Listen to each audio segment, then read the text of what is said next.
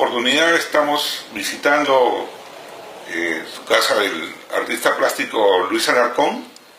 Lucho, te queremos agradecer por darnos parte de tu tiempo para que se pueda realizar esta entrevista. Sé que fuiste alumno en Bellas Artes, terminaste como egresado, te graduaste y también formaste parte de la institución misma donde fuiste como alumno.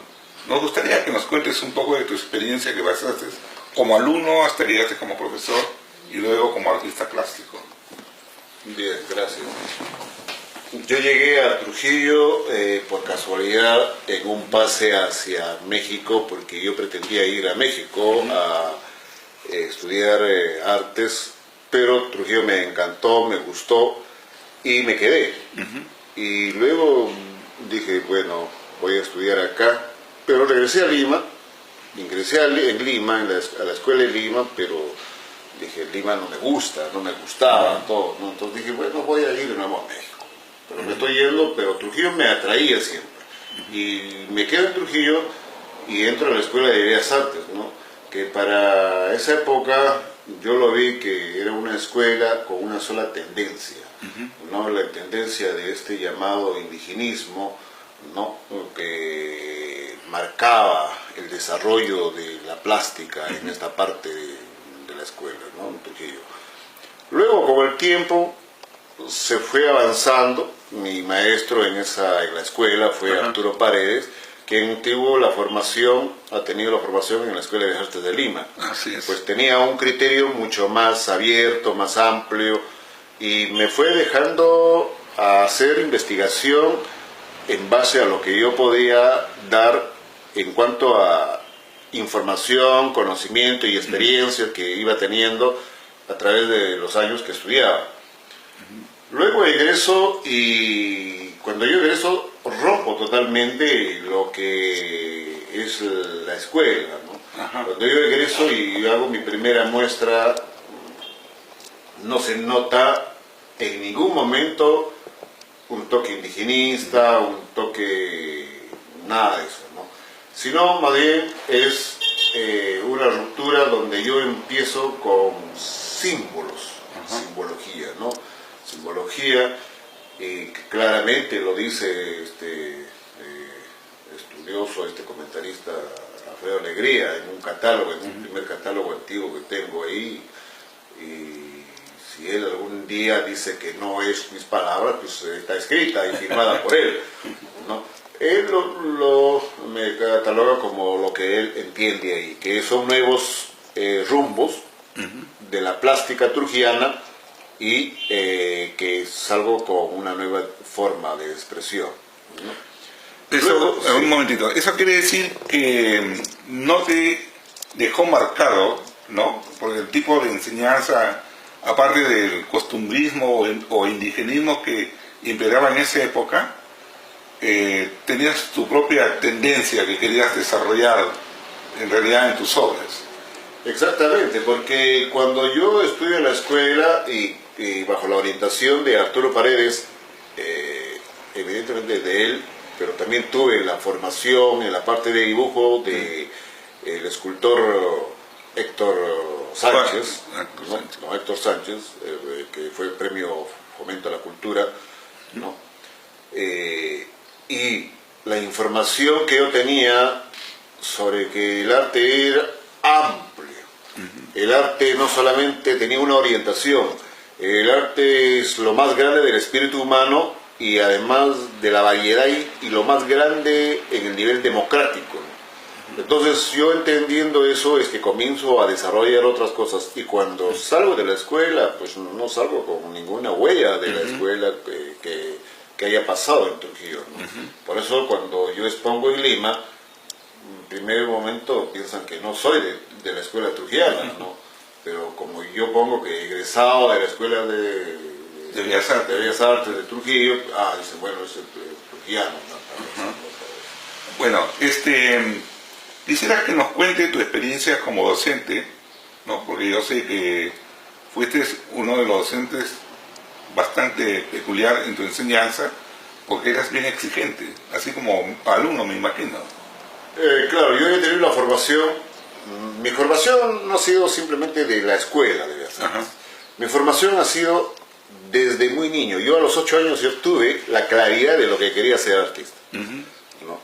Quería ser pintor, quería ser dibujante, quería ser cineasta, quería ser escritor, y escribía algunos cuentos, escribía algunos poemas, pero en cine era solamente ir a ver películas, ¿no? Imaginarse que uno dirigía películas, cosas así, porque era imposible, pues, ¿no?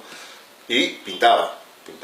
Y mi formación ha sido a través, primer momento, de un sacerdote jesuita, que tenía experiencia. Él era pintor y además muy leído y formado, y me dio pautas importantes. Fue pasando los años hasta que a los 14 años comienzo a tener, o a los 15 años tengo un club, ¿no? Llevo un club formado por sacerdotes, ¿no? En este club la biblioteca se implementa con enciclopedias muy importantes, donde yo empiezo a conocer ahí a Picasso, a Paul Klee, a Gauguin, a todos los artistas modernos y de todos los ismos, ¿no? Entonces, cuando yo llego a Trujillo, para mí no era, pues, no era indiferente saber de Picasso, saber de Paul Klee, de Gauguin, de Van Gogh, no, nada. Y Madrid, en la biblioteca, era pobre y era en blanco y negro, no había libro. Nuestra biblioteca no había libro a colores, ¿no? Por ejemplo, yo quería leer sobre Ortega y Gasset, ¿no? La deshumanización del arte, no lo encontré en la escuela. Lo leí por intermedio de comprar en una librería, cosas así, y fue así que la formación también ha sido diversa, ¿no? Entonces, la escuela, que me apoyó y me orientó, me respaldó muy bien en mi proceso de evolución y en mi proceso para salir de la escuela y ser lo que soy ahora. Ha sido el apoyo fundamental del maestro Arturo Paredes y Ramiro Santolaya, que exigía siempre, oye, si no lees, si no te informas, ¿cómo se te va a abrir las ventanas a otro lado, ¿no? Ahora, Arturo era exigente conmigo para yo seguir logrando las cosas, ¿no? Entonces, toda esa formación de exigencia desde los padres jesuitas y los otros sacerdotes, la exigencia de ellos, ¿no?, en saber las cosas y hacer bien las cosas, es que cuando llego a ser profesor y veo que no veían correctamente el elemento para transmitirlo al papel en una forma de figurativa, ¿no? Veían al revés. Entonces yo tuve que exigir, a comenzar uno por uno a decirles: miren la línea cómo baja, cómo sube, cómo da la vuelta acá, cómo depende de tu tamaño también, les decía. Entonces enseñé a ver, exigiéndolos. Y yo creo que esa es una de las maneras. Pero eso me costaba a mí un agotamiento, que cuando yo llegaba a mi taller, a mi estudio, llegaba cansado y tenía que esforzarme para comenzar yo a hacer mis propias cosas. Entonces yo dije, bueno, lo siento, pero yo tengo que caminar como artista, y dejé la escuela. Bueno, ahora ya que nombraste el ser humano como artista, he visto que has ido evolucionando de acuerdo a las técnicas, ¿no? Tienes un cuadro, me parece de uno de los inicios, cuando empezaste a exponer, de figurativo. Ahora me estabas comentando antes de esta entrevista que ahora es simbólico. ¿Podrías contarnos cómo ha ido este paso? Mira, hay una cosa. La figuración también es simbólica. Lo que pasa es que hay que ver una figuración descriptiva, figuración simbólica, ¿no?, y figuración analítica. Pero yo me quedo en la simbólica, porque yo puedo hacer una figura humana, pero no detallar ni describir su estado, en qué se encuentra, sino más bien le doy un espacio cósmico, diferente, ¿no?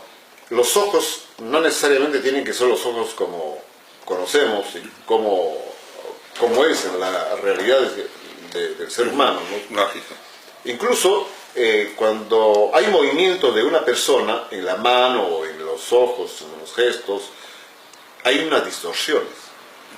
Y yo he observado muchas esas distorsiones y me han servido a mí para que esas distorsiones me sirvan como símbolos, para que la expresión del ser humano que yo planteo en mi obra, por ejemplo, sea más contundente y hable, diga. Yo quiero que mi pintura golpee, haga reaccionar, y aparte de eso que sea una pintura o un arte que sea reflexivo. No me conformo con que mi obra simplemente guste porque, bueno, qué bonito, ¿no? Bonito no existe, esa palabra es bárbara, ¿no? Bello, sí, pero bello que simplemente no guste, sino que al espectador le diga, le hable, le converse. Eso es Algo así como queriendo dejar un mensaje en cada uno de ellos. Obviamente que toda obra tiene el mensaje ya, ¿no? Tiene el mensaje de la importancia que tú le das. Y yo le doy la importancia al ser humano.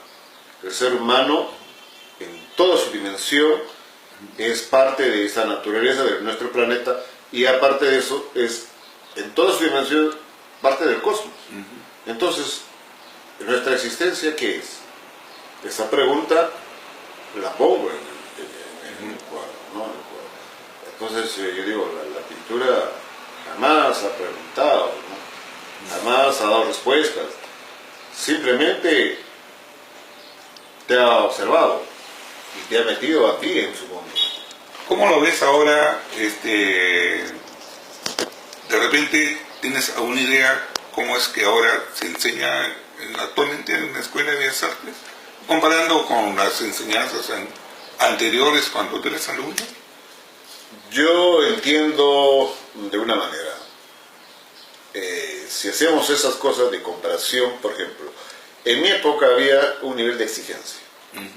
Al menos Arturo Paredes, que ha sido mi maestro, tenía ese nivel de exigencia, pero aportando él como maestro al estudiante, ¿no? Su conocimiento.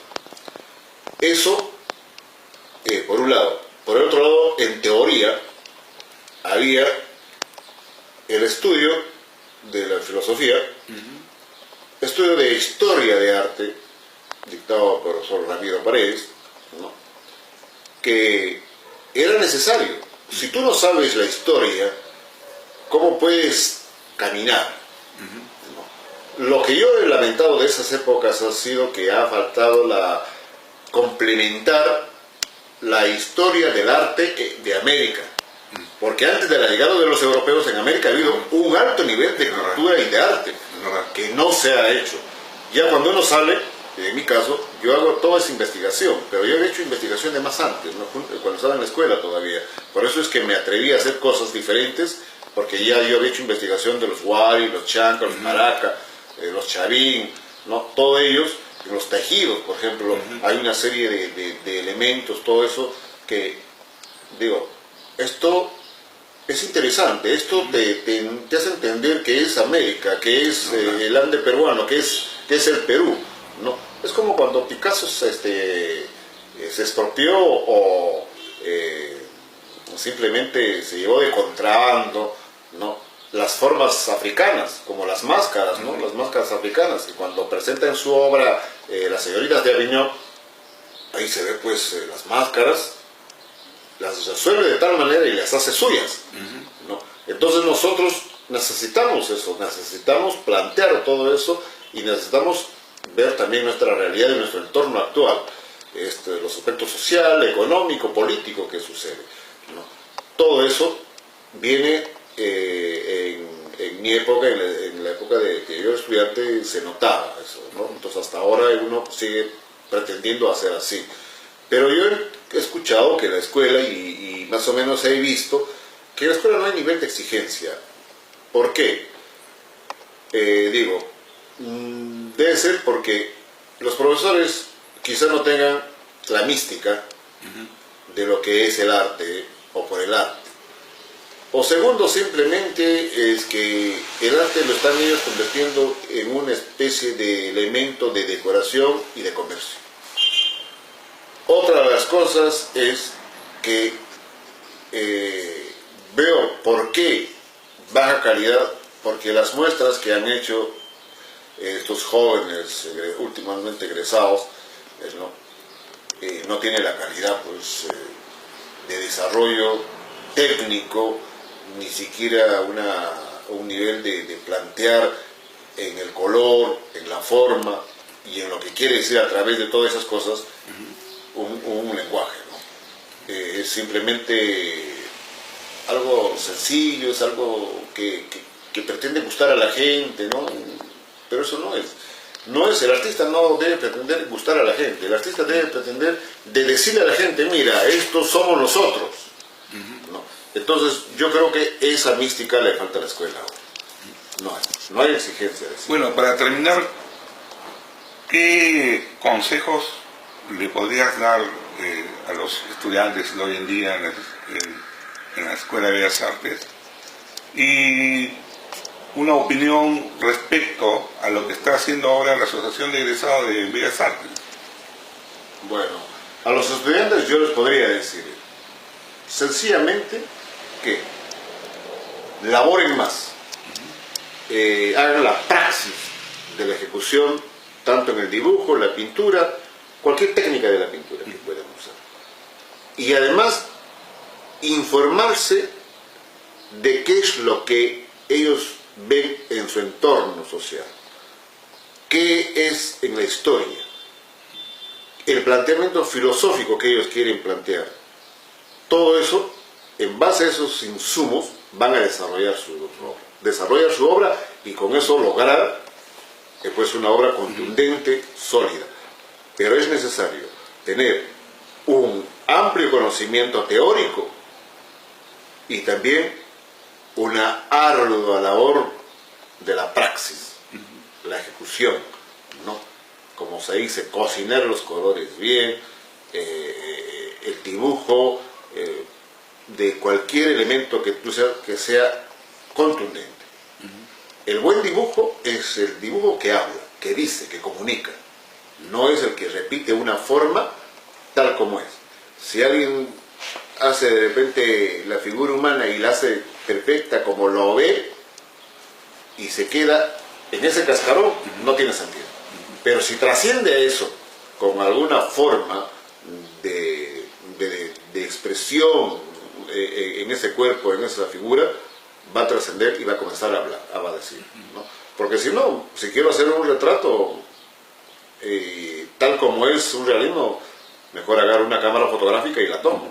Pero si yo quiero trascender a través de ese retrato, tendría que hacer el retrato de una manera psicológica para que pueda expresar y decir y comunicar. Eso es lo que yo aconsejo a los estudiantes, la praxis del arte con una vasta cultura de información, ¿no? Y de conocimiento y experiencia. Y recorrer el Perú. Se han olvidado lo de recorrer el Perú. Piensan que las obras se crean en el taller. No, el taller es para parir nada más. Donde uno se premia es fuera, en las calles, en los pueblos pequeños, en los pueblos grandes, conversando con las gentes, conociendo cosas, yendo a un lugar, yendo a otro lugar, y esa experiencia de la vida. Por eso muchas veces se dice, el arte es vida. Ahora, en el otro sentido que tú me dices sobre la asociación de los egresados, yo soy un egresado, pero nunca me han dicho nada, ¿no? Yo he esperado que siempre me comuniquen algo, qué egresados hay, qué se puede hacer. Por lo tanto, yo no hice nada. Y yo, como no hago nada, yo creo que los demás, si están haciendo algo, pues son egoístas porque no me han transmitido esa participación, ¿no?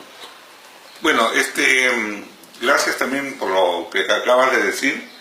La invitación ha sido abierta para todos.